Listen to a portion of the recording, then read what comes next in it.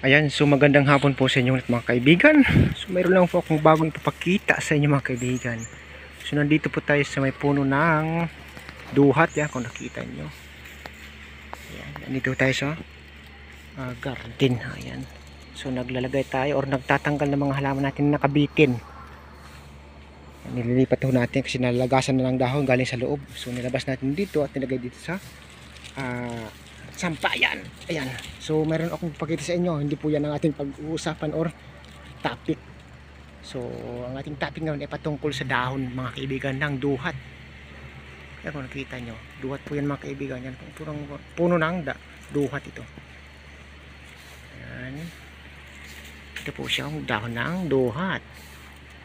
So may napansin lang po mga kaibigan.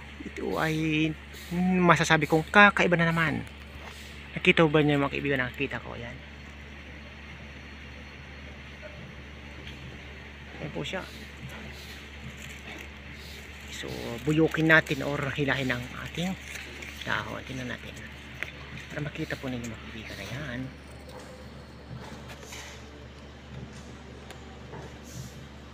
Kambal na dahon ng duhat.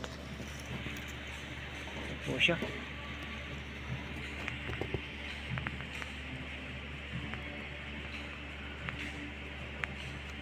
Ayan po siya mga kaibigan, makita ito. Ngayon ko lang po ito napansin mga kaibigan, pitmalo. May duhat pala na kambal mga kaibigan ang dahon. So for the first time ko ito nakita. Ayan. Pitmalo.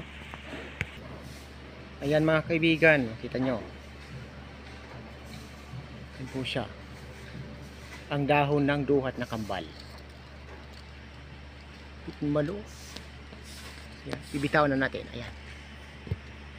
Ayan po siya mga kaibigan. Ngayon ko lang po ito napansin mga kaibigan eh. Ayan po siya. Ayan, so isa na naman pong bagong tuklas natin mga kaibigan.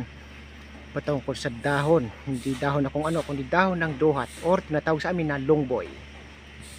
Ang tawag namin sa puno na ito. So green ang kanyang bunga. Tapos nahinog siya. Nagiging violet and then nagiging black. So depende po yan sa uri ng duhat or longboy na tinatawag sa amin.